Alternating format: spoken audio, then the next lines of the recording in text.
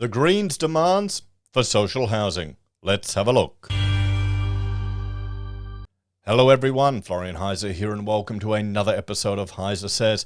Now, we have to have a look at this article discussing the Greens scaling back their demands for Labour's social housing bill. So, let's have a look at this because honestly, I'm concerned there's going to be some unintended consequences of what they're calling for. I think most people won't realise what the impact of what the Greens are proposing is going to be. So they scale back their demand for Labour's social housing bill. Now this is their scaled back demands, okay? This is a step back. And the Greens have scaled back demands for supporting the federal government's social housing bill, but say they remain committed to a two-year freeze on rent increases. Now, if you just see that at face value, you see people are struggling to pay rent. It's just getting more and more expensive. The problem is rent increases are a signal to the market. They're a signal that there needs to be more properties available for rent. It's very simple. Or in a certain area, there's more demand than there is supply. Now, what you can do is you can artificially put a cap on that rent. The government can freeze it at that level. That's not going to incentivize more investment in that sector to build more, is it? If we have a look at what happened in Ireland, it actually, their interventions in the rental market backfired and people started pulling out of the market. So there was less stock available for people to rent as renters, landlords sold up and said, I've had enough, I'm stepping away. Or you get the problem where there's an illegal black market established. Or that's happening in many parts of the world, particularly New York. Or you have landlords just stepping back and letting properties degenerate because it's not worth the maintenance.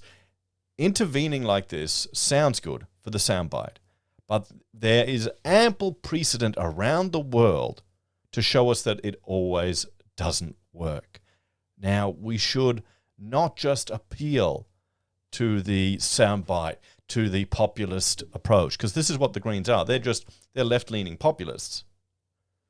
We need to think and look at precedent and learn from other parts of the world where attempts to intervene in these markets have failed. 2 years. So you've got to realize that they're proposing it. It may sound good, and I think the average punter will go, oh, yeah, that's fair, because we all feel for people that are paying a shitload of rent.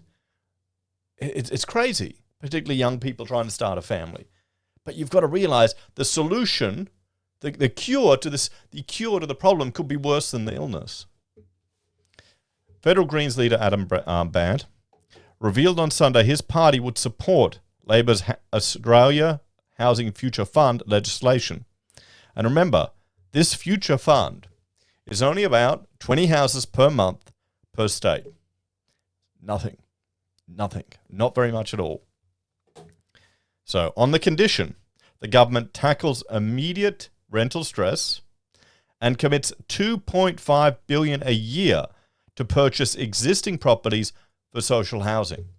So not only are they going to disincentivize people being landlords in the rental market, they are now going to use your own tax dollars to buy houses for social housing. Now, let's just say you don't qualify for the social housing.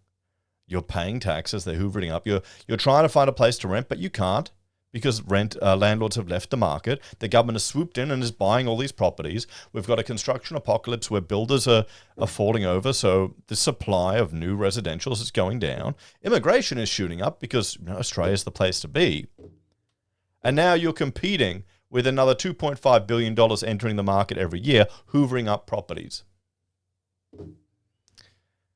If the government is to spend money on social housing, it should be on projects that are not viable for the private sector, or it should be incentivizing, opening up land for more development. So, this is it. You'll be competing with your own tax dollars. You either have to be at the point where you need the social housing, where you're low income, or wealthy enough that it doesn't matter, politician, But middle class,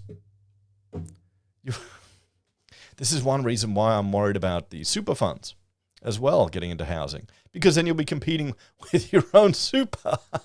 You'll invest into these funds. You'll be forced to invest, and then you'll be fighting them to get a house. You'll be fighting the 2.5 billion from the Greens to get a house. Oh boy, this is why. This is why when people think the market's going to come crashing down, then it's not going to, guys. They're going to stimulate housing one way or another. This is a stimulus for the sector as well. Don't kid yourself. The new demands are similar to the Greens' original position, but come at roughly half the cost to the government. Okay, so they're coming to an agreement. If Labor backs a rent freeze and guarantees real money for more housing, the Greens will pass Labor's bill. Now, Labor needs Greens preferences and Greens votes to get into power. People didn't vote a majority. If it was first past the post, we wouldn't have a Labor government. This is actually one of the advantages we have of our preferential system. Now, you may not be a fan of the Greens, and I disagree with this policy and, frankly, a lot of their ideological positions. But people get to vote for what they believe in, and then they preference another party, and we're seeing the Greens influence Labor. This is what Australians have voted for, everyone. Now, I would advocate we've got an opportunity to educate people about the unintended consequences of these so-called good deeds. We should look at what has happened around the world and learn from that, because we're not that special.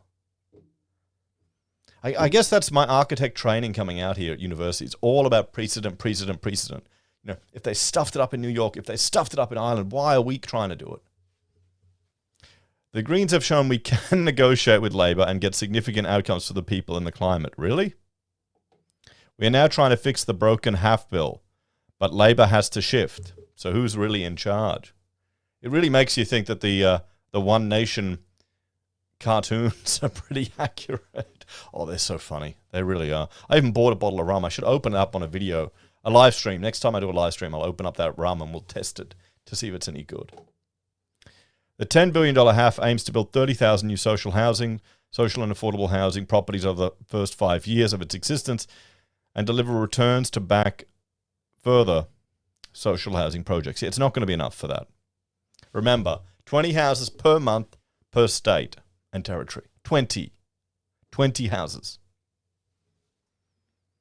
The Greens say the plan won't produce any new social housing for at least several years and are insisting on immediate steps to tackle the housing crisis facing many Australians. Well, yeah, no, there I agree with them.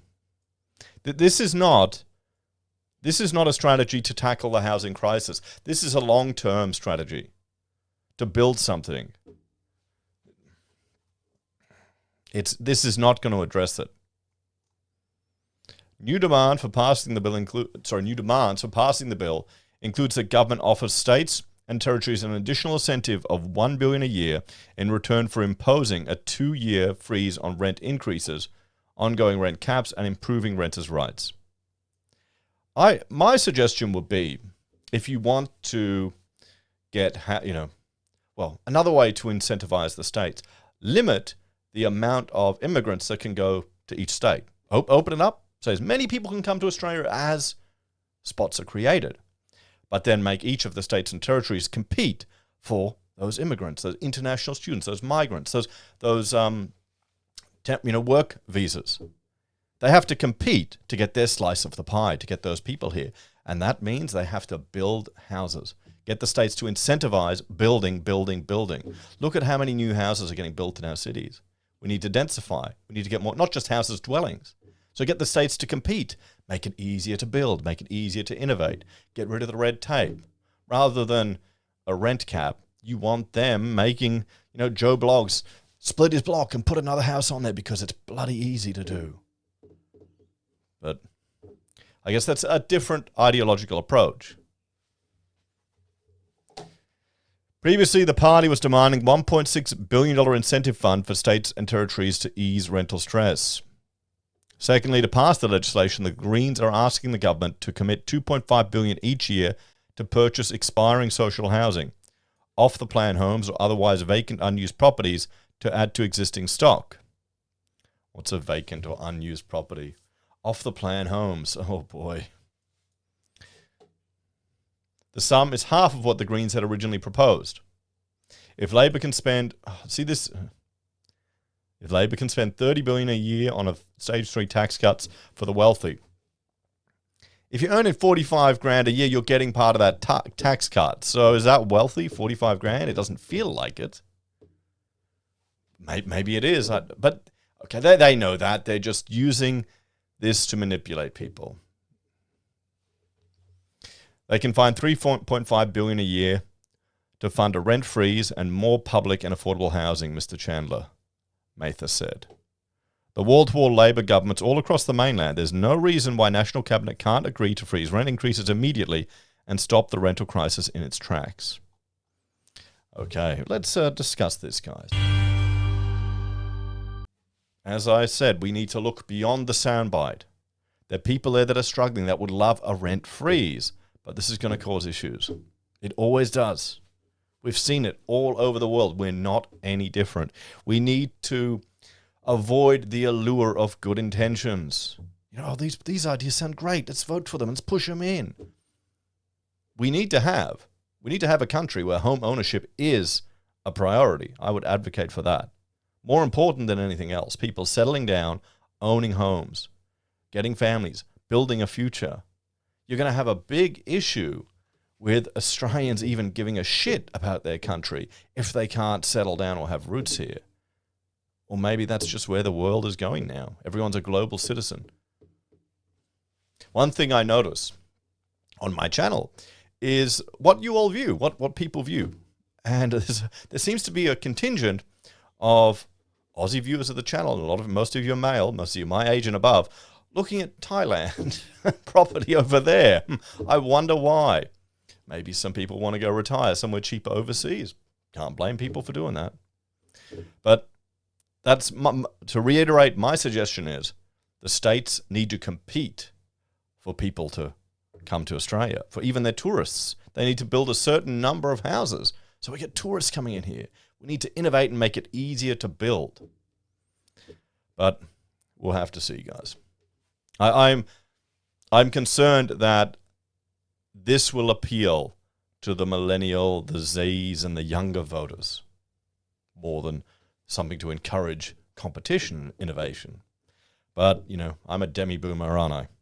Take care, guys. Check out HeiseBim and Heise Does. And if you're a fan of the channel and enjoy my content, you can support us on YouTube or Patreon. Use our referral link, buy our Pocket Squares, or call us if you need an architect. Take care. Have a great day. I'll see you all in the next episode of HeiseSays. Bye for now.